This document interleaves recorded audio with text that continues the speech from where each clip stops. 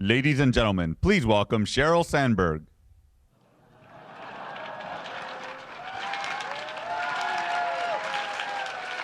Thank you all. God, we've never done this. I don't know exactly where to stand. So it's my honor to welcome everyone, both here in person and who's watching online, to our first ever Facebook Live Town Hall with President Barack Obama.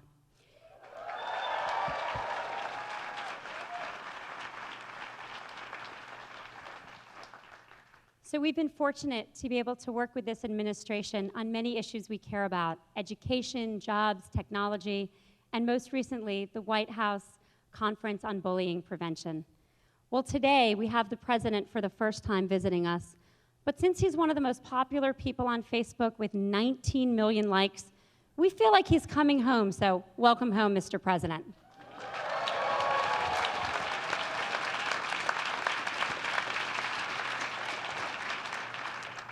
We're honored to have many special guests joining us today, along with all of you. House Minority Leader Nancy Pelosi. There you are. Our own Lieutenant Governor Gavin Newsom.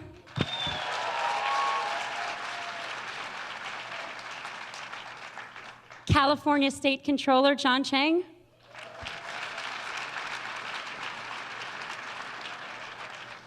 United States Representatives Anna Eshoo, John Garamendi, and Mike Honda.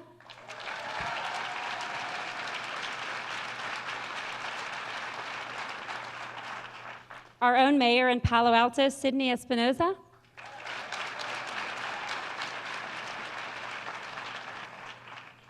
President of the Board of Supervisors of Santa Clara County, David Cortez.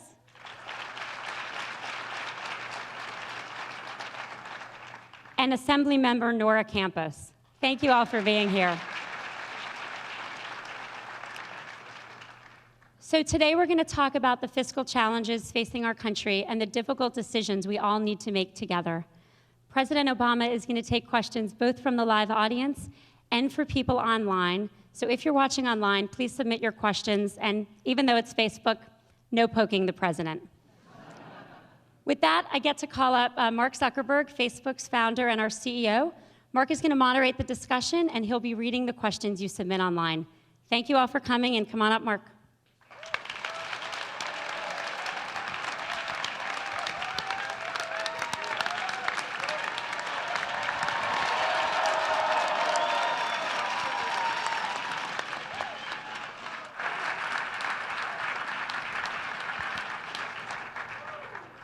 So a lot of people all over the world use Facebook to share a lot of things.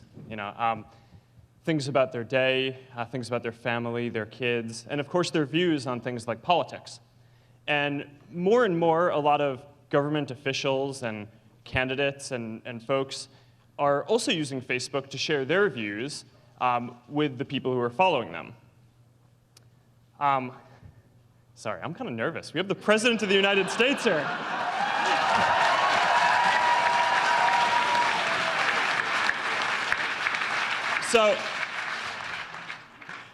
So it's never been as easy in the history of the world for people to have their voice heard and exercise their freedom of speech. Just post something, comment, like. But it's good to complement that online dialogue with some FaceTime as well. And what better way to do that than by having a Facebook Live Q&A with the president? So it is our honor to welcome to Facebook the President of the United States, Barack Obama.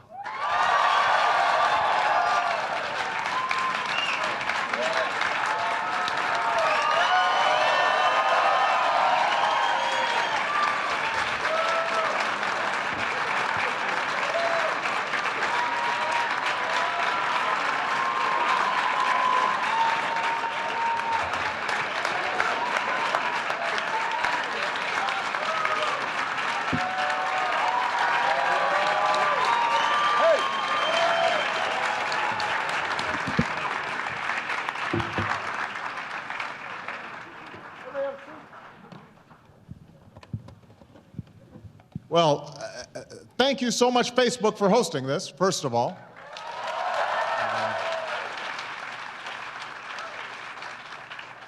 My name is Barack Obama, and I'm the guy who got Mark to wear a jacket and tie. Thank you. I'm very proud of that. Second time. I know. I will say, and I hate to tell stories on Mark, but the first time we had dinner together and he wore this jacket and tie, I'd say halfway through dinner, he's starting to sweat a little bit. It's really uncomfortable for him. So I helped him out of his jacket. And in fact, if you'd like, Mark, we can take our jackets off. Okay. No, that's good.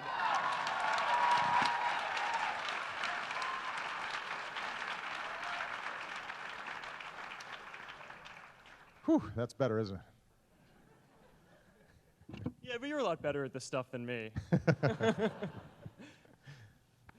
So, first of all, I just want to say thank you to all of you for taking the time, not only people who are here in the audience, but also folks all over the country and some around the world who are watching this town hall. The main reason we wanted to do this is, first of all, because more and more people, especially young people, are getting their information through different media. And obviously, what all of you have built together is helping to revolutionize how people get information, how they process information, how they're connecting with each other. And historically, part of what makes for a healthy democracy, what is a good politics, is when you've got citizens who are informed, who are engaged. And what Facebook allows us to do is make sure this isn't just a one-way conversation. Make sure that not only am I speaking to you, but you're also speaking back, and we're in a conversation, we're in a dialogue. So I love doing town hall meetings. This format and this company, I think, is an ideal means for us to be able to carry on this conversation. And as Mark mentioned, obviously we're having a very serious debate right now about the future direction of our country. We are living through as tumultuous a time as certainly I've seen in my lifetime. Admittedly, my lifetime's a lot longer than most of yours so far. This is a pretty young crowd. But we're seeing domestically a whole series of challenges, starting with the worst recession we've had since the Great Depression. We're just now coming out of it. We've got all sorts of disruptions, technological disruptions that are taking place, most of which hold the promise of making our lives a lot better, but also mean that there are a lot of adjustments that people are having to make throughout the economy. We still have a very high unemployment rate that is starting to come down, but there are an awful lot of people who are being challenged out there day in, day out, worrying about whether they can pay the bills, whether they can keep their home. Internationally, we're seeing the sorts of changes that we haven't seen in a generation. We've got certain challenges like energy and climate change that no one nation can solve, but we're going to have to solve together. And we don't yet have all the institutions that are in place in order to do that. But what makes me incredibly optimistic, and that's why being here at Facebook is so exciting for me, is that at every juncture in our history, whenever we've faced challenges like this, whether it's been the shift from an agricultural age to an industrial age, or whether it was facing the challenges of the Cold War, or trying to figure out how we make this country more fair and more inclusive. At every juncture, we've always been able to adapt. We've been able to change, and we've been able to get ahead of the curve. And that's true today as well. And you guys are at the cutting edge of what's happening. And so I'm going to be interested in talking to all of you about why this debate that we're having around debt and our deficits is so important, because it's going to help determine whether we can invest in our future and basic research and innovation and infrastructure that allow us to compete in the 21st century. and still preserve a safety net for the most vulnerable among us. But I'm also going to want to share ideas with you about how we can make our democracy work better and our politics work better. Because I don't think there's a problem out there that we can't solve if we decide that we're going to solve it together. For that, I'm grateful for the opportunity to speak to you. And instead of just giving a lot of long speeches, I want to make sure that we got time for as many questions as possible. So, Mark, I understand you've got the first one. Yeah, so let's start off. So let's start off with the conversation about the debt, right? So I understand that yesterday morning you had a town hall in Virginia where you talked about your framework, not only for resolving the short-term budget issues, but the longer-term debt. Right. And you spent some time talking about tax reform and some cost cutting, but you also spent a lot of time talking about things that you didn't think that we could cut in education, infrastructure, and clean energy. So my question to kind of start off is, what specifically do you think we should do, and what specifically do you think we can cut in order to make this all add up? Good. Well, let me first of all, Mark, share with you sort of the nature of the problem, because I think a lot of folks understand that it's a problem, but aren't sure how it came about. In 2000, at the end of the Clinton administration, we not only had a balanced budget, but we actually had a surplus. And that was in part because of some tough decisions that had been made by President Clinton, Republican Congresses, Democratic Congresses, and President George H.W. Bush. And what they had said was, let's make sure that we're spending wisely on the things that matter, let's spend less on things that don't matter, and let's make sure that we're living within our means, that we're taking in enough revenue to pay for some of these basic obligations. What happened then was we went through 10 years where we forgot what had created the surplus in the first place. So we had a massive tax cut that wasn't offset by cuts in spending. We had two wars that weren't paid for, and this was the first time in history where we had gone to war and not asked for additional sacrifice from American citizens. We had a huge prescription drug plan that wasn't paid for. And so by the time I started office, we already had about $1 trillion annual deficit, and we had massive accumulated debt with interest payments to boot. Then you have this huge recession. And so what happens is less revenues coming in because company sales are lower, individuals are making less money. At the same time, there's more need out there. So we're having to help states and we're having to help local governments.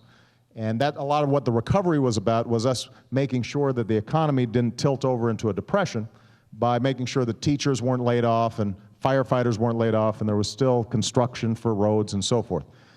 All of which was expensive. I mean, that added about another $1 trillion worth of debt. So now what we've got is a situation, not only do we have this accumulated debt, but the baby boomers are just now starting to retire.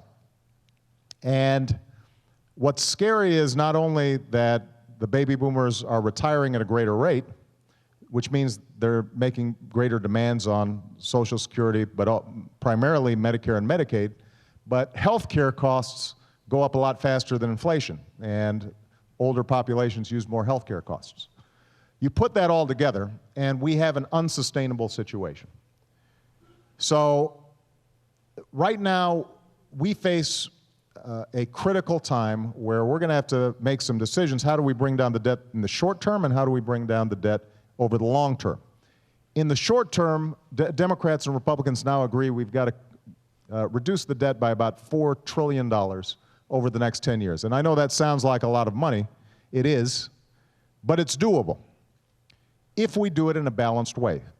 What I proposed was that about $2 trillion over 10 to 12 years is a reduction in spending. You know, government wastes, just like every other major institution does. And so there are things that we do that we can afford not to do. Now, there's some things that I'd like to do, are fun to do, but we just can't afford them right now. We've made cuts in every area. A good example is Pentagon spending, where Congress oftentimes stuffs weapons systems in the Pentagon budget that the Pentagon itself says we don't need. But special interests and constituencies help to bloat the Pentagon budget. So we've already reduced the Pentagon budget by about $400 billion. We think we can do about another $400 billion. So we've got to look at spending, both on non-security issues as well as defense spending. And then what we've said is, let's take another $1 trillion of that we raise through a reforms in the tax system that allows people like me, and frankly, you, Mark, for paying a little more in taxes. I'm cool with that. I know you're okay with that.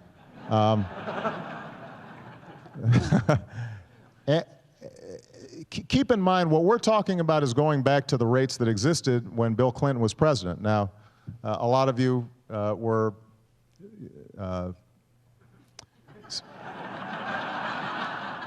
I'm trying to say this delicately, still in diapers at that time, but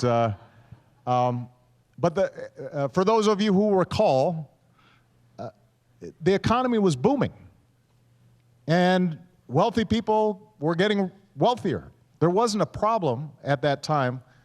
If we go back to those rates alone, that by itself would do a lot in terms of us reducing our overall spending. And if we can get $1 trillion on the revenue side, $2 trillion in cutting spending, we can still make investments in basic research. We can still invest in something we call ARPA-E, which is like DARPA, except just focused on energy, so that we can figure out what are the next breakthrough technologies that can help us reduce our reliance on fossil fuels. We can still make investments in education. So we've already expanded the Pell Grant program so that more young people can go to college. We're investing more in STEM education, math and science and technology education. We can still make those investments. We can still rebuild our roads and our bridges and invest in high-speed rail and invest in the next generation of broadband and wireless and make sure everybody has access to the internet. We can do all those things while still bringing down the deficit medium term. Now, there's one last component of this, and I know this is a long answer, but I want to make sure everybody had the basic foundations for it. Even if we get this $4 trillion, we do still have a long-term problem with Medicare and Medicaid, because healthcare costs, the inflation goes up so much faster than wages and salaries. And this is where there's another big philosophical debate with the Republicans, because what I've said is the best way for us to change it is to build on the health reform that we had last year and start getting a better bang for our healthcare dollar. We waste so much on healthcare. We spend about 20% more than any other country on earth, and we have worse outcomes because we end up having multiple tests when we could just do one test and have it shared among physicians on Facebook, for example. We could focus on the chronically ill. 20% of the patients account for 80% of the costs. So doing something simple like reimbursing hospitals and doctors for reducing their readmissions rate and managing somebody with a chronic illness like diabetes so that they're taking their meds on a regular basis so that they don't come to the emergency room, that saves huge amounts of money. So that's what health care reform was about last year or a year and a half ago. And what we want to do is build on that and continue to improve the system. What the Republicans right now are saying is, number one, they can't agree to any increases in taxes, which means we'd have to cut out of that $4 trillion, all of it would come from education, transportation, areas that I think are critical for our long-term future. So, for example, they propose 70% cuts in clean energy. Well, I don't know how we free ourselves in dependence on foreign oil, and anybody who's paying gas prices knows that there's an economic component to this as well as an environmental component to it, if we're not investing in the basic research and technology that allows solar, wind, and others to thrive and develop. At the same time, what they've said is, let's make Medicare into a voucher program so that retirees, instead of knowing that they're always going to have health care, they're going to get a voucher that covers part of the cost, and whatever health care inflation comes up is all going to be on them. And if the health insurance companies don't sell you a policy that covers your illnesses, you're out of luck. I think it is very important for us to have a basic social safety net for families with kids with disabilities, for seniors, for folks who are in nursing homes, and I think it's important for us to invest in our basic research. We can do all those things, but we're only going to be able to do it by taking a balanced approach, and that's what this big debate is about all about right now. All right? All right, so, sorry, don't mean to cut off the applause. No. That was, No. it's a very thorough answer. No. They were stunned by the length of that answer. But it's complicated stuff. So the next question is from someone watching Facebook Live. Jay Epteen from Williamsburg, Virginia, writes in and asks, the housing crisis will not go away. The mortgage financing for new home buyers with low to moderate income is becoming very difficult. As president, what can you do to relax the policies that are disqualifying qualified home buyers from owning their first home? How can you assure the low to moderate home buyers that they will have the opportunity to own their first home? Well, it's a good question, and I'll be honest with you. This is probably the biggest drag on the economy right now that we have. Along with, I know the frustrations people have about gas prices. What we've really seen is the housing market, which was a bubble, had greatly overinflated in all regions of the country. And I know I probably don't get a lot of sympathy about that here, because I can only imagine what rents and mortgages you guys are paying. It is a real drag in all sorts of ways. People, first of all, they feel poor, even if they still have a home or they've already purchased a home, because for a lot of folks, their mortgage is now what's called underwater. The mortgage is more than the home is worth. And so if you feel like your most important asset is now worth less than your debt, that's going to constrain how you spend. People who want to move have a great deal of trouble selling. And people who want to buy, as you pointed out, are seeing terms a lot more restrictive. So we've put in place a bunch of programs to try to see if we can speed along the process of reaching a new equilibrium. For example, what we did was we went to the mortgage lender and said, why don't you renegotiate with your mortgage, with the person with the mortgage, renegotiate the terms of their mortgage so that their principal's a little bit lower, they can afford the payments, and that way homes don't get foreclosed on, there are fewer homes on the market, and that will raise prices, and that'll be good for everybody. And we've seen some significant progress on that front. The challenge we still have, as your questioner properly points out, is that a lot of people who bought a first home when credit was easy now are finding that credit is tough. And we've got to strike a balance. Frankly, there's some folks who are probably better off renting. And what we don't want to do is return to a situation where people are putting no money down and they've got very easy payment terms at the front end, and then it turns out 5 years from now, because they've got adjustable rate mortgage, that they couldn't afford it and they lose their home. I think the regulators are trying to get that balance right. There are certain communities with high foreclosure rates where what we're trying to do is see if can we help state and local governments take over some of these homes and convert them and provide favorable terms to first-time home buyers. But frankly, I think we've got to understand that the days where it was really easy to buy a house without any money down is probably over. And what I'm really concerned about is making sure that the housing market overall recovers enough that it's not such a huge drag on the economy, because if it isn't, then people will have more confidence, they'll spend more, more people will get hired, and overall the economy will improve. But I recognize for a lot of folks who want to be first-time home buyers, it's still tough out there. It's getting better in certain areas, but in some places, particularly where there was a big housing bubble, it's not. So I think the next question is from a Facebook employee in the room today. So Lauren Hale has a question. Lauren, where are you from? Hi, over here. Hey, Lauren. Hi, Mr. President. Thank you so much for joining us today. I am originally from Detroit, Michigan, and now I'm out here working at Facebook. So my question for you kind of builds on some of the things you were just talking about.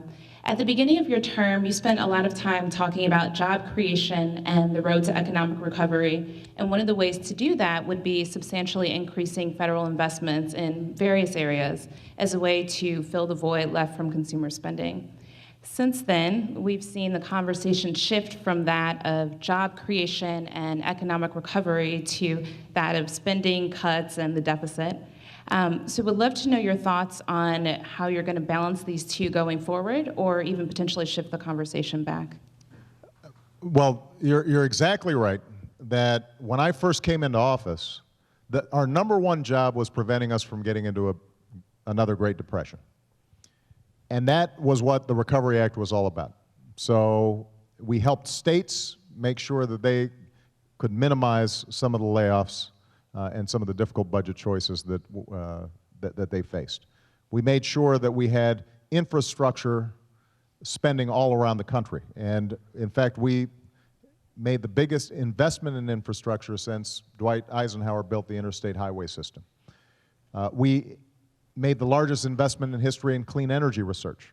And it's really paying off. For example, when I came into office, we had about 2% of the advanced battery manufacturing here in America. And as everybody here knows, what's really holding us back from my goal of 1 million electric vehicles on the road is that battery technology is still tough. It's clunky, it's heavy, it's expensive. And if we can make significant improvements in battery technology, then I think the opportunities for electric vehicles, alternative vehicles that are much cheaper, our opportunities are limitless. So those were all investments that we made in the first 2 years. Now the economy is now growing. It's not growing quite as fast as we would like, because after a financial crisis, typically there's a bigger drag on the economy for a longer period of time, but it is growing, and over the last year and a half, we've seen almost 2 million jobs created in the private sector.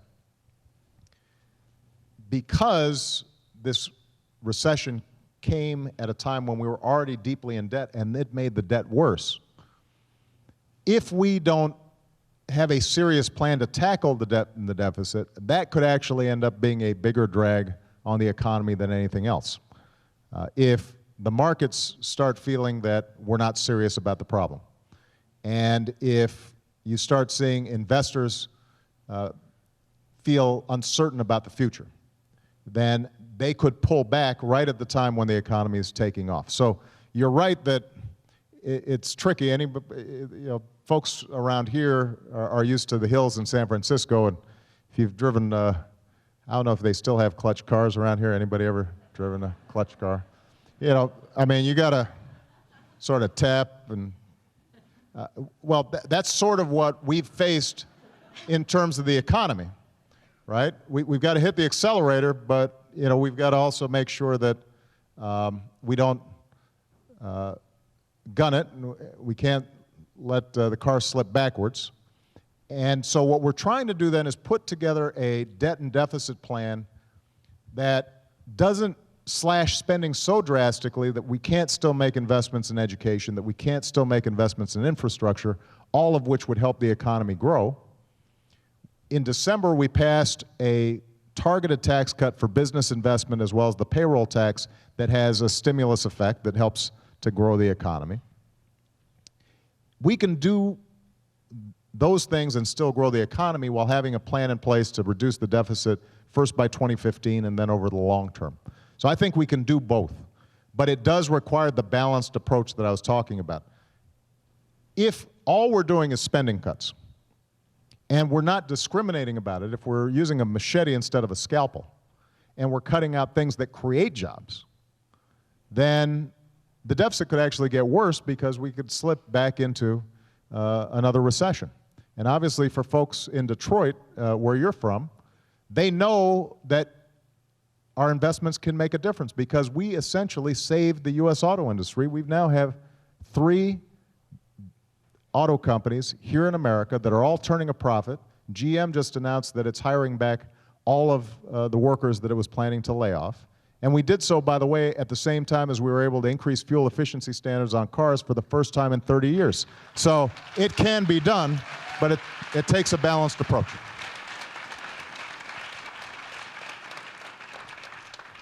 All right, so we have a question from the University of Florida, where in February you launched this initiative at whitehouse.gov, Younger Americans, with this goal to have 100 youth roundtables across the country, and a bunch of them are taking place right now, watching this Facebook Live. So Cesar Fernandez and Elisa Rectanas are participating in one of those roundtables, and they wanted to ask you this. Mr. President, in your deficit reduction speech last week, you spoke of the need to not only reduce government spending, but to also increase federal revenue. In light of our nation's budget challenges, will your administration consider revisiting policies such as the DREAM Act, which the Congressional Budget Office estimates will reduce the deficit by $1.4 billion and increase the government revenue by $2.3 billion over the next 10 years? Let me talk about not only the DREAM Act, but about immigration policy generally. And I want to thank Sheryl Sandberg, actually participated in a discussion that we had yesterday, bringing together business leaders and government officials and faith leaders, a broad cross-section of Americans together to talk about how do we finally fix an immigration system that's fundamentally broken. For those of you who aren't familiar, the DREAM Act deals with a particular portion of the population, kids who were brought here when they were young by their parents. Their parents might have come here illegally. The kids didn't do anything. They were just doing what kids do, which is follow their parents. They've grown up as Americans. They went to school with us or with our kids. They think of themselves as Americans, but many of them still don't have a legal status. And so what we've said is, especially for these young people, who are our neighbors, our friends, our children's friends, if they are of good character and going to school or joining our military, they want to be part of the American family, why wouldn't we want to embrace them? Why wouldn't we want to make sure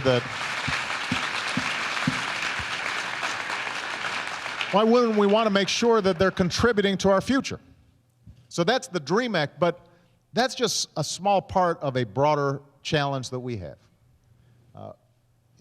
Immigration in this country has always been complicated. The truth of the matter is that we are both a nation of immigrants and a nation of laws. Sometimes the laws haven't been fair. Sometimes the laws have been restrictive to certain ethnic groups. There have been quotas. Sometimes our immigration policies have been arbitrary and have been determined by whether industry at a particular time was willing to bring in workers on the cheap. But what's undeniable is America is a nation of immigrants. That's our history, and that's what makes us stronger, because we've got ambitious people from all around the world who come here because they've got a new idea, and they want to create the next big thing, or they just want a better future for their kids and their family. And that dynamism is part of what's propelled our progress and kept us young. Now, I think most Americans understand that, and most Americans agree with that. At the same time, I think most Americans feel there should be an orderly process to do it. People shouldn't just be coming here and cutting in front of the line, essentially, and staying without having gone through the proper channels. So what we've said is, let's fix the whole system. First of all, let's make the legal immigration system more fair than it is and more efficient than it is. And that includes, by the way, something I know that is of great concern here in Silicon Valley. If we've got smart people who want to come here and start businesses and are PhDs in math and science and computer science, and why don't we want them to stay? I mean, why would we want to send them someplace else? So, you know, those are potential job creators. Those are job generators. You know, I think about somebody like an Andy Grove of Intel. You know, we want more Andy Groves here in the United States. We don't want them starting companies. We don't want them starting Intel in China or starting it in France. We want them starting it here. So there's a lot that we can do for making sure that high-skilled immigrants who come here, study, we've paid for their college degrees, we've given them scholarships, we've given them this training. Let's make sure that if they want to reinvest and make their future here in America, that they can. So that's point number one. But point number two is you also have a lot of unskilled workers who are now here who are living in the shadows. They're contributing to our economy in all sorts of ways. They're working in the agricultural sector. They are in restaurants, and they're in communities all across the country looking after children and helping to build America. But they're scared, and they feel as if they're locked out of their surroundings. And what I've said is they did break the law. They came here. They have to take responsibility for that. They should pay a fine. They should learn English. They should go to the back of the line so that they don't automatically get citizenship. But there should be a pathway for them to get legalized in our society so they don't fear for themselves or their families, so that families aren't separated. At the same time, let's make sure we've got a secure border so that folks aren't wandering through the desert to get here. Let's make the legal immigration system more efficient and more effective so there aren't huge backlogs. This is all part of what we call comprehensive immigration reform. And there's no reason why we shouldn't be able to achieve a system that is fair, is equitable, is an economic engine for America, that helps the people who are already here get acculturated and make sure that our laws aren't being broken, but we're still true to our traditions. But as I mentioned to Cheryl yesterday, I can't solve this problem by myself. Nancy Pelosi is a big champion of this. The Democratic caucus in the House, I think, is prepared, for a majority of them, are prepared to advance comprehensive immigration reform, but we're going to have bipartisan support in order to make it happen. And all of you have to make sure your voices are heard saying this is a priority, this is something important, because if politicians don't hear from you, then it probably won't happen. I can't do it by myself. We're going to have to change laws in Congress, but I'm confident we can make it happen.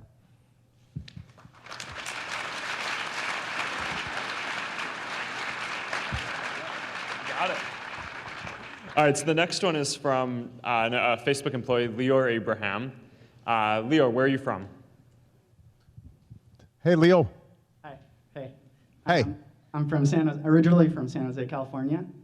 My question is, the 2012 budget plan proposed by Paul Ryan has been praised by many in the media as bold or brave.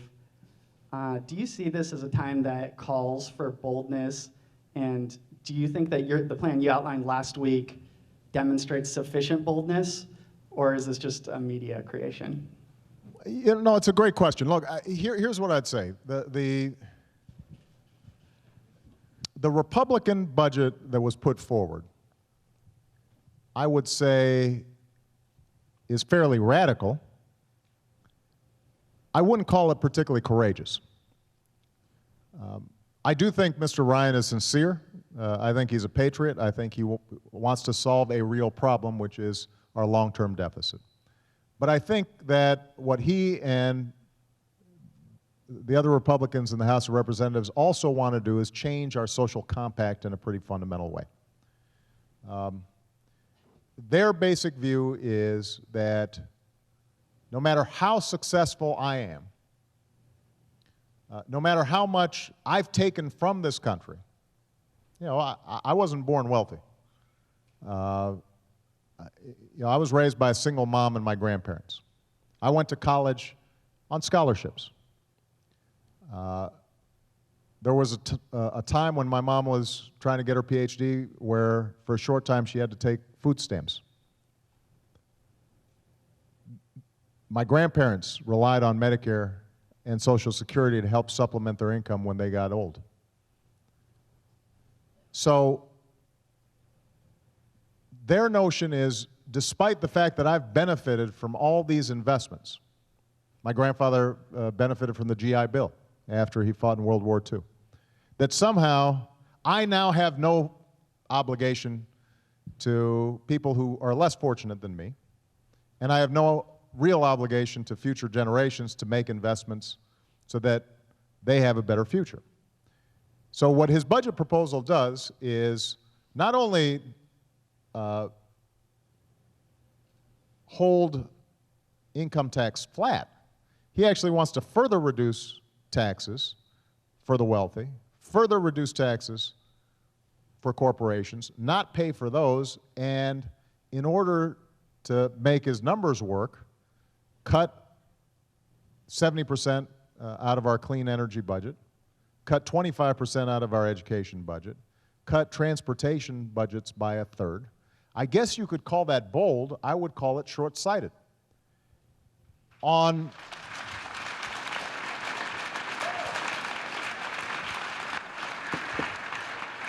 And then, as I said, there's a fundamental difference between how the Republicans and I think about Medicare and Medicaid in our health care system. Their basic theory is that if we just turn Medicare into a voucher program and turn Medicaid into block grant programs, then now you, a Medicare recipient, will go out and you'll shop for the best insurance that you've got, that you can find, and that you're going to control costs because you're going to say to the insurance company, this is all I can afford. That will control costs, except if you get sick and the policy that you bought doesn't cover what you've got. Then either you're going to mortgage your house or you're going to go to the emergency room, in which case I, who do have insurance, are going to have to pay for it indirectly because the hospital is going to have uncompensated care. So they don't really want to make the healthcare system more efficient and cheaper. What they want to do is to push the costs of healthcare inflation onto you. And then you'll be on your own trying to figure out in the marketplace how to make healthcare cheaper. The problem is you're just one person. Now, you work at Facebook. It's a big enough company. Facebook can probably negotiate with insurance companies and providers to get you a pretty good deal. But if you're a startup company, or if you're an entrepreneur out there in the back of your garage, good luck trying to get insurance on your own. You can't do it. If you're somebody who's older and has a pre-existing condition, insurance companies won't take you. So what we've said is, let's make sure instead of just pushing the costs off onto people who individually are not going to have any negotiating power or ability to change how providers operate or how hospitals or doctors operate, how insurance companies operate, let's make sure that we have a system, both for Medicare but also for people who currently don't have health insurance, where they can be part of a big pool, they can negotiate for changes in how the healthcare system works so that it's more efficient, so that it's more effective, so that you get better care, so that we have fewer infection rates, for example, in hospitals, so there are fewer readmission rates, so that we're caring for the chronically ill more effectively, so that there are fewer unnecessary tests. That's how you save money.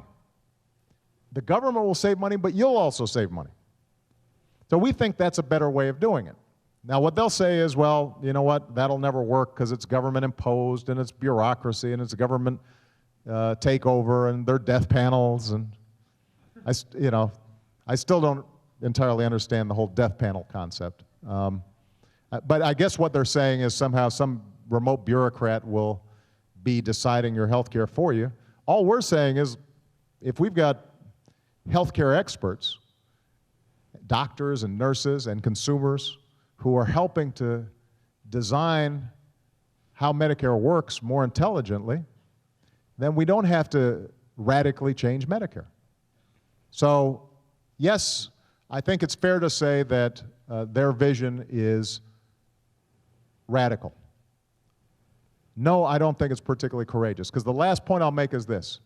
Nothing is easier than solving a problem on the backs of people who are poor, or people who are powerless, or don't have lobbyists, or don't have clout.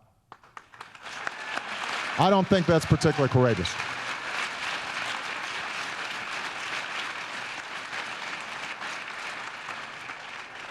All right, the next one's from the web. We've got a question from Kwame Simmons from Orlando, Florida, and he asks, I strongly believe that education is the greatest equalizer. With so many problems plaguing our current system, is it possible to examine a complete overhaul of the systems that addresses the needs of modern students? And before you jump in, I just want to say, as someone who's spent a bunch of time researching education, who cares about this, I think that the race to the top stuff that you guys have done is one of the most underappreciated and most important things that your administration has done. So. I appreciate that.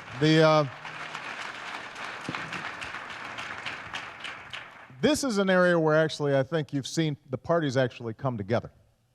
And there's some good bipartisan work being done. It used to be that the argument around education always revolved around the left saying, we just need more money, and the right saying, we should just blow up the system because public schools aren't doing a good job.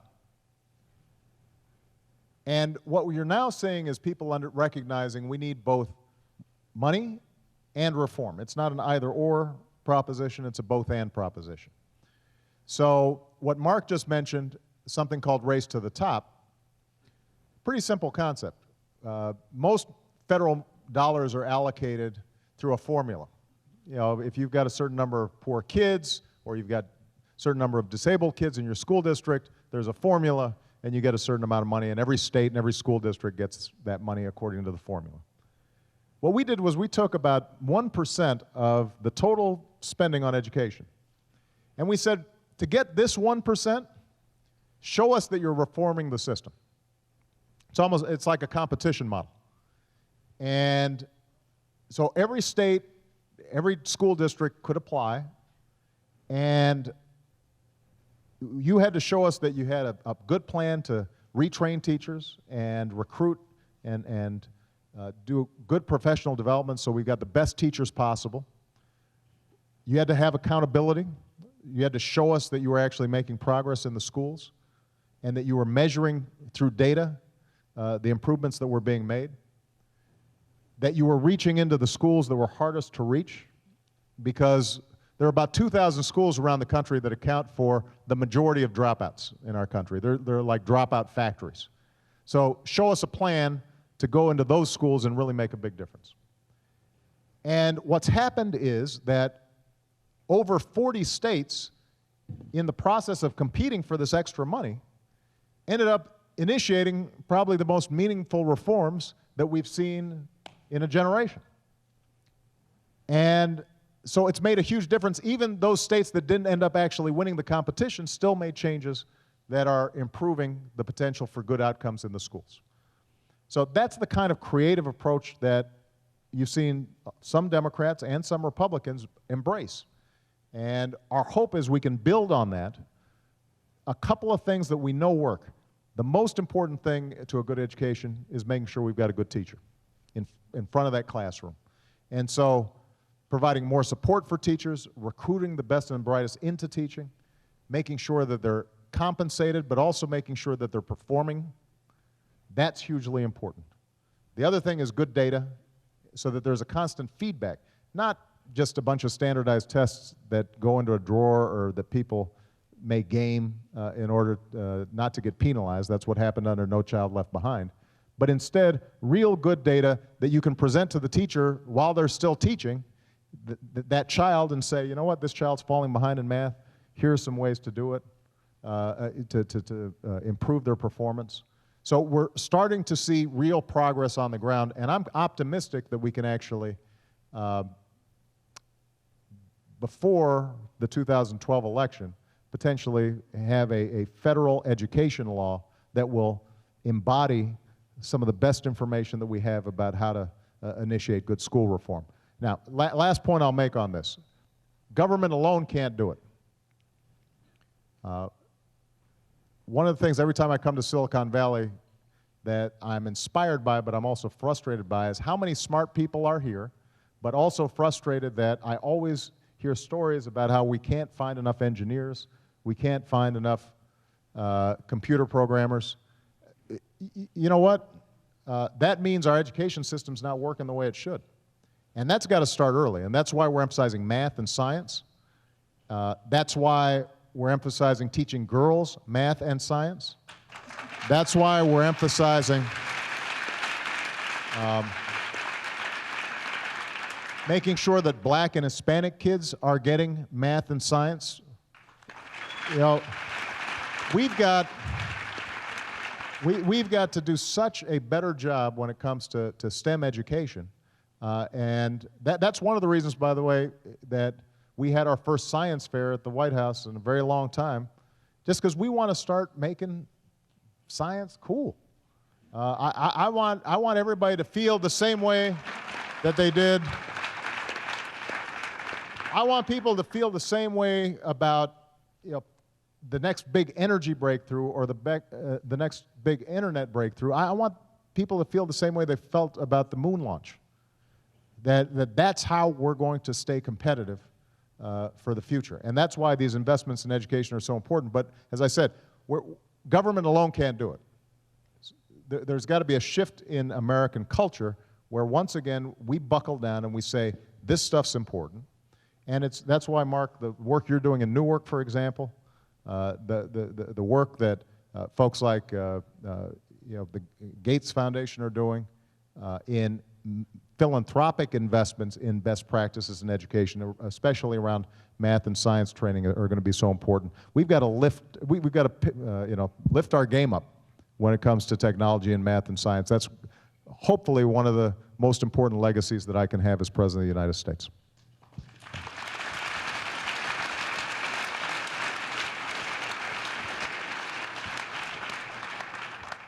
All right, so the next one is from another Facebook employee here today, James Mitchell. So, James Mitchell, where are you from? Well, here's James back here. Hi, Mr. President. Hey, James. Mitchell. Born in Chicago and raised out here in Cupertino, California. I have yet another question for you about the debt in healthcare. Go ahead. So the biggest threat we have fiscally is the rise in healthcare costs. Unfortunately, a lot of the solutions we hear to Medicare and Medicaid don't involve actually slowing down the rise in healthcare costs. Instead, they involve shifting costs to beneficiaries and states. So my question is, can you talk a bit more about what provisions in the Affordable Health Care Act are designed to slow down the rise of healthcare costs, and what policies you'd like to see enacted in the future to continue to slow down the rise of healthcare costs? Let me give you a couple of examples, because you're exactly right in how you described it. I don't want to just shift the healthcare costs onto the American people. I want to actually reduce healthcare costs. Let's take the example of health IT. You know, we're in Silicon Valley, so we can talk about IT stuff. I'll try to sound like I know what I'm talking about. The healthcare system is one of the few aspects of our society where a lot of stuff is still done on paper. If last time you guys went to a doctor's office or maybe to your dentist's office, how many people still had to like fill out a form on a clipboard, right? And the reason for that is because a large chunk of our provider system is not automated. So what ends up happening is you may go to your primary care physician. He does some basic tests. He sees something of concern. He refers you to a specialist. You go to the specialist, he'll do another test. You're getting charged, or your insurance company is getting charged, for both those tests, as opposed to the test that was taken by your primary care physician being emailed to the specialist. Or better yet, if it turns out that there may be 3 or 4 specialists involved, because it's a difficult diagnosis. This is all hypothetical. You look very healthy. But let's say there were a bunch of specialists. What would be ideal would be if you get all the specialists together with the primary care physician the first time you're seen, so that you're not paying for multiple visits as well as multiple tests. That's not how it works right now. Now, part of it is technology. So what we did in the Affordable Care Act, building on what we did with the Recovery Act, is try to provide incentives to providers to start getting integrated, automated systems. And it's tough because the individual doctor may say to him or herself, I don't want to put the initial capital outlay that's expensive, even though it may make my system more efficient later on. So providing some incentives, some help for the front-end investments for a community hospital or for individual providers so that we can slowly get this system more effective. That's priority number 1. We know it can be done, by the way. Surprisingly enough, the healthcare system that does the best job on this of anybody is actually the Veterans Administration, the VA healthcare system, because it's a fully integrated system. You know, everybody's working for the VA, all the doctors, all the hospitals, all the providers. So they've been able to achieve huge cost savings just because everybody's on a single system. It's also, though, how we reimburse doctors and how we reimburse hospitals. So right now, what happens is when you've taken those 2 tests, if you're old enough to qualify for Medicare, well, each doctor sends their bill to Medicare, and Medicare pays both bills. And let's say that you end up getting an operation. They'll send the bill for that, and so Medicare pays that. Let's say they didn't do a very good job, or you got sick in the hospital, and you are readmitted, and you have to be treated again, and they have to do the operation all over again. Medicare then gets billed for the second operation. I mean, imagine if that's how it worked when you bought a car. So you go, you buy your car, a week later the car doesn't work, you go back to the dealer, and they charged you to fix the bad job that they did in the first place. Well, that's what Medicare does all the time. So we don't provide incentives for performance. We just provide, we just pay for the number of qualified items that were, procedures that were performed or tests that were performed by the provider. So what we want to do is to start changing how folks are reimbursed. Let's take a hospital. We want to give, this is sort of like race to the top, what Mark was talking about in education. We want to be able to say to a hospital, if you do a really good job reducing infection rates in hospital, which kill tens of thousands of people across America every year and are a huge cause for readmission rates, and we know that hospitals can drastically reduce those reinfection rates just by simple protocols of how employees are washing their hands and how they're moving from room to room and so forth. There are hospitals who've done it. If we can say to a hospital, you'll get a bonus for that. Medicare will reimburse you for instituting these simple procedures. That saves the whole system money. And that's what we've tried to do in the Affordable Care Act. is to start institutionalizing these new systems. But it takes time because we've got a private sector system. It's not like the VA. It's a bunch of individual doctors, individual hospitals, spread out all across the country with private insurers. So it's not something that we can do overnight. Our hope is that over the next 5 years, we're able to see significant savings through these mechanisms. And that will save everybody, not just people who are in Medicare and Medicaid. It'll save everybody money, including folks here at Facebook, because I'm sure that you guys provide health insurance, and I suspect if you look at your health insurance bills, they don't make you happy. Okay? So we have time for only one more question. All right. So a question from Terry Atwater from Houston, Texas. If you had to do anything differently during your first 4 years, what would it be? Well, it's only been 2.5, so I'm sure I'll make more mistakes in the next year and a half. The jury Only will reading still the be out. questions.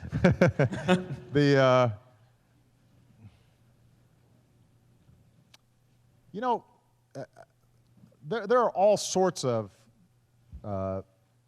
day-to-day issues where I say to myself, I didn't say that right, or I didn't explain this clearly enough, or maybe if I had sequenced this plan first as opposed to that one, maybe it would have gotten done quicker. Healthcare obviously was a huge battle. And if it hadn't been for Nancy Pelosi and her leadership in the House and the great work that Anna Eshoo and Mike Honda and others did, we wouldn't have gotten it done if it hadn't been for great work in Congress. But I do think that it was so complicated that at a certain point people just started saying, this is typical Washington bickering. And I've asked myself sometimes, is there a way that we could have gotten it done more quickly and in a way that the American people wouldn't have been so frustrated by? I'm not sure I could have, because there's a reason why it hadn't gotten done in 100 years. It's hard to fix a system as big as healthcare and as complicated as our healthcare system. I can tell you that I think the best way to answer the question is, what do I feel I still have to get done? Where I still feel a huge sense of urgency. I've talked about a couple of things. Getting our deficits and debt under control in a balanced way, I feel needs to happen while I'm president. I don't want to leave it to the next president. Immigration, something I mentioned. We have not gotten done. It's something I care deeply about. It's the right thing for the country. I want to get that done while I'm president. Energy. We haven't talked a lot about energy today, but first of all, $4 a gallon gas really hurts a lot of people around this country. It's not because they're wasteful, but if you're driving 50 miles to work and that's the only job you can find, and you can't afford some hybrid, so you're stuck with the old beater that you're driving around that gets 8 miles a gallon, these gas prices are killing you right now. And so this is the reason why I've said that it is so important for us to invest in new approaches to energy. We've got to have a long-term plan. It means investing in things like solar and wind, investing in biofuels, investing in clean car technology. It means converting the federal fleet 100% to fuel-efficient vehicles, because we're a huge market maker. Obviously, it turns out that I've got a lot of cars as president. And if we're out there purchasing electric cars and hybrids, and that can help boost demand and drive down prices, continuing to increase fuel efficiency standards on cars, increasing oil production, but in an intelligent way. I mean, those are all hugely important. And by the way, we can pay for it. Let me say this. The Treasury loses $4 billion a year on subsidies to oil companies. Now think about this. The top 5 oil companies have made somewhere between $75 billion and $125 billion every year for the last 5 years. Nobody's doing better than Exxon. Nobody's doing better than Shell or these other companies. They are doing great. They are making money hand over fist. Well, maybe Facebook's doing a little better, but you get the idea. They're doing really well. They don't need special tax breaks that cost us $4 billion. And so what we've said is, why can't we eliminate the tax breaks for the oil companies who are doing great and invest that in new energy sources that can help us save the planet? So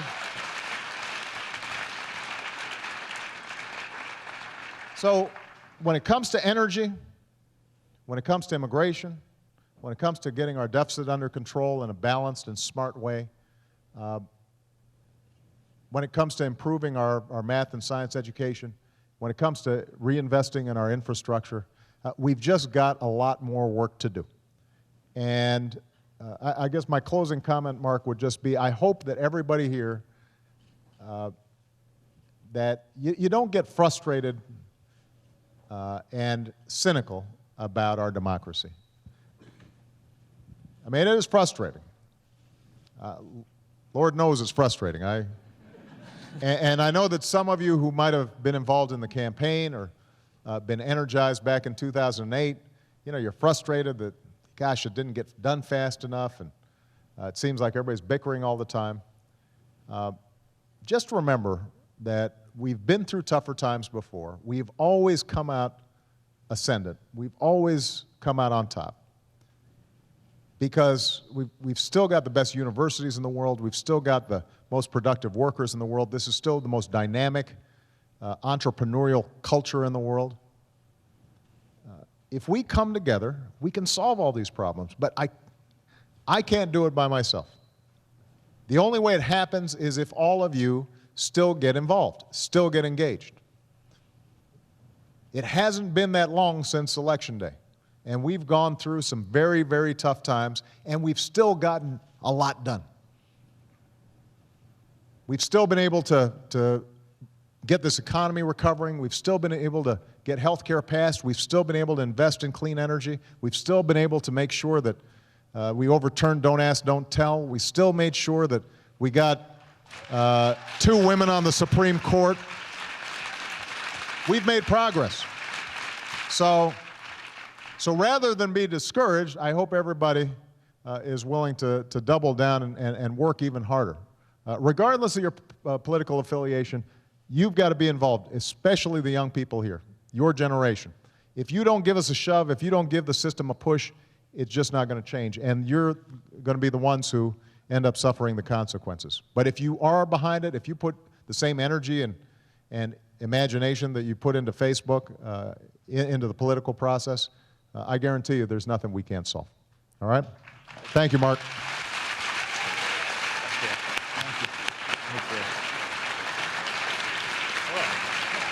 Oh.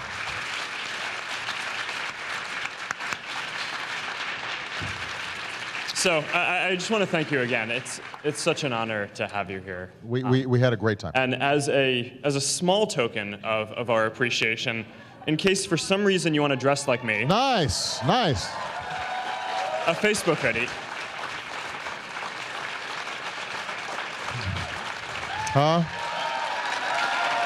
This is a high fashion statement right here. This is beautiful. Thank you very much, everybody. Appreciate you.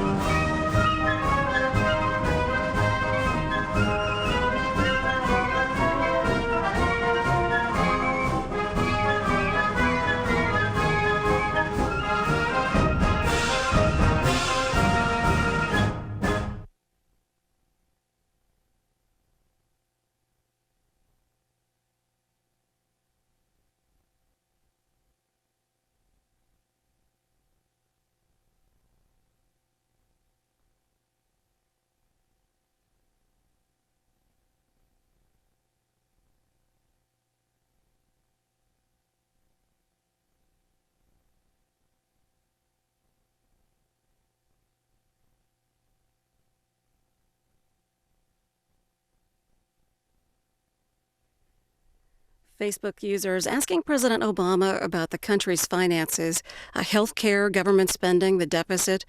What do you think? We want you to weigh in now. Has President Obama been effective in telling the American people about his deficit reduction plan?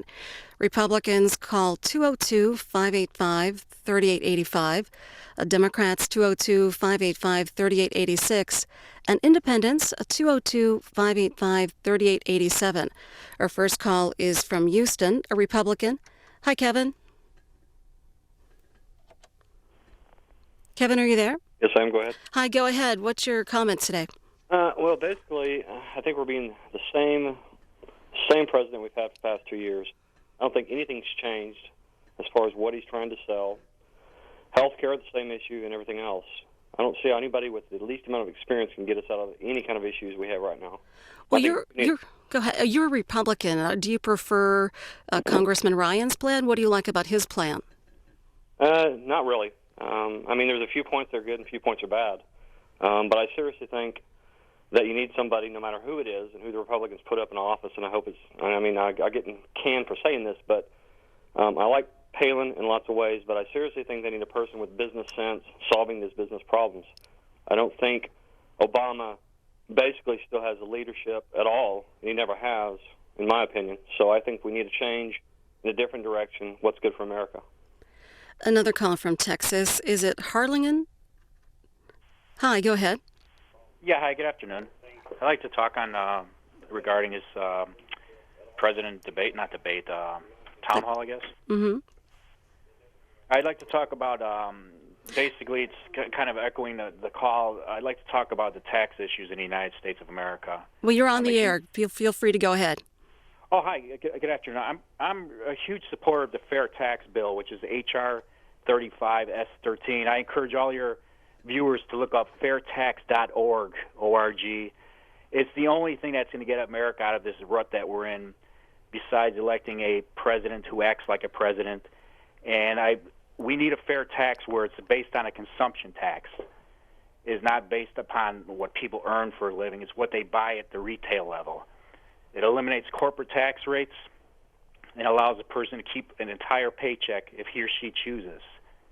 And it's based strictly on consumption. The next call is from Jeff, an independent. Hello. I just watched the president, and it seems like every time they have a town meeting, no one throws him a tough question. They're scared of him. And well, what's the question you would ask the president? They asked him a question: what has he done in the last 2 years he would change? Okay. Now here's one question right here. Before you could fix health care, okay, like he said, they passed it. We still have an immigration problem with health care because these people can still go into the hospital, the emergency room, and we're going to get charged for that. It doesn't take a genius to figure this out. He had the votes. He had the votes to pass this, and he didn't pass it. If he would have passed that first, immigration, then he could have. Then everybody would have went along with health care. Okay. All right. This guy. I'm a small business. Okay. I've been in business 30 years. I'm in my 50s. Okay. I own a lot of property. What I'm doing now, my business has went from 100% profit to 60%. You know what I'm doing now? I'm not hiring. I stopped hiring. I started laying off people 2 years ago. I'm not going to hire in the future. Our next call is from Antonio, a Democrat. What do you think of what the president's been saying about reducing the deficit? To me, all these people, they meddle the president. I don't know why. To me, he's trying to do his best. It's the Congress. It all depends on the Congress. He cannot do nothing without the Congress talking about it, you know? You hear me? I do hear you.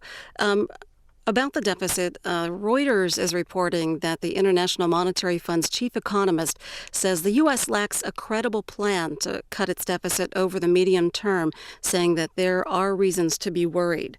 Our next call is from Indianapolis. Bob? Bob, go ahead. You're on the air. Hi, this is George out of Burlington, Massachusetts.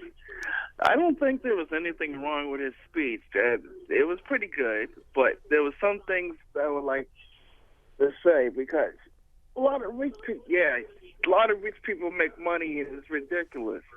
Especially up here in Massachusetts when I can't even explain it because it's just so hard just to make money, just to pay your rent.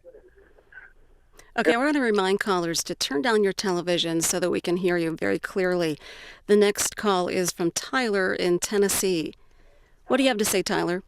Oh, yeah, I just wanted to say that Obama's plan, the whole cutting the deficit and, with the budget deadline so close, I really see it as a ploy, more or less, to cut different programs that both parties oppose. And really the focus should be creating a greater GDP. And because our GDP has been just decreasing over the past 10 years in the wake of other countries rising. And if we can't produce, no matter how many cuts we make, if we produce more, we can catch up to that. So what would you suggest the country produce?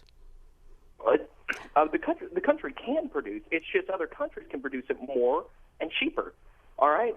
And unless we create greater tariffs for that, the domestic product cannot defeat those world prices. Next up, Jake, calling from Detroit on the Democrat line. Yes, I would echo what the young person said before. Tariffs. We need to increase tariffs on imports. So when those companies that feel it's necessary to move offshore, just think that when you bring your stuff back in, it's going to be taxed accordingly. Or they're going to put tariffs on it accordingly. That will keep them make the decision to keep their companies in the United States, and we can have a domestic product in the United States. The president did good on his answering questions. It's just that the world, we as Americans want instant success. They keep forgetting that we was in 2 wars unpaid for. A whole lot of tax cuts unpaid for, and we still want to give, and the Republicans still want to give tax cuts that are unpaid for.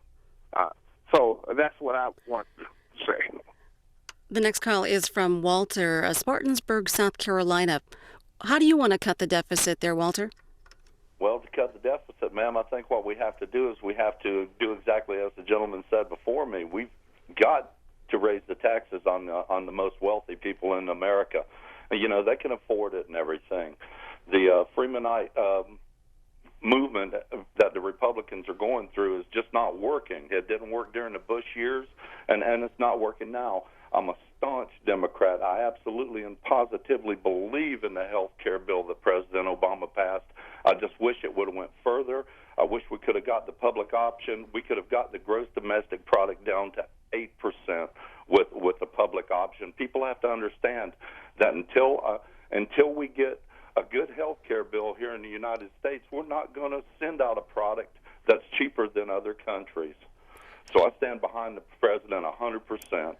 We just heard Walter say that he'd like to raise taxes on the wealthy to cut the deficit. Tom, a Republican from Paradise, California, what do you think? I believe we've got to open our minds up to new enterprise and new agricultural crops, and I believe that we need to seriously reconsider cannabis as a medicine and as a fiber crop and reintroduce it as an agricultural crop and take it out of the box it's in and take it away from law enforcement and make it a crop that we can increase our GDP with. Hey, Tom, have you been paying attention to the Republican and Democratic proposals on Capitol Hill? Yes, I have. So what do you think of the Republican plan, Congressman Ryan's proposal? I think Congressman Ryan is trying to make it so that there's even less affordable health care available to the poorest people in the country. For instance, I know someone who has HIV from a blood transfusion, and they can't get private health insurance because of their precondition. Veronica from Rock Hill, South Carolina. Hello? Yes. You're on the air, Hello? Veronica. Go ahead. Just to piggyback on the gentleman before me about the health care, I used to work in health care, and I know personally how they determine who gets what type of health care and how much it's going to cost, and from state to state. And the president's proposal on health care, to me, sounds way more fair than corporate health care. Well, what specifically do you like about it? Well, the fact that, like you said, when individuals who don't have health care insurance go to the emergency room, that money is put on the backs of those of us who work. And then, the people that do have jobs, depending on the type of job that you have, you might not even be able to afford to go to the hospital because it's going to cost you. So, like you said, you go to one doctor, you get referred to a specialist, and even as a person that's covered under health care, you might not even be able to afford it with the insurance that you have. Victor, an independent, is calling from the early caucus state of Iowa. What do you have to say, Victor?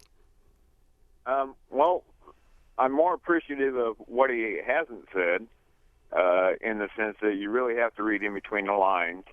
I've been pushing for a plan to actually save Social Security and lower by a minimum of at least 1/4 of our expenditures into health care. I'm taking a clue from the president during the State of the Union speech in which he says we need to reinvest in America. I'll lay it out for you really quick. The numbers are pure and simple. We already have enough money to make this plan work and also to create jobs. And here's how you do it. You've got $2.5 trillion sitting in the Social Security Trust Fund. This is going to make some people wince right away. You take $500 billion of this $2.5 trillion, you leave $2 trillion in the kitty.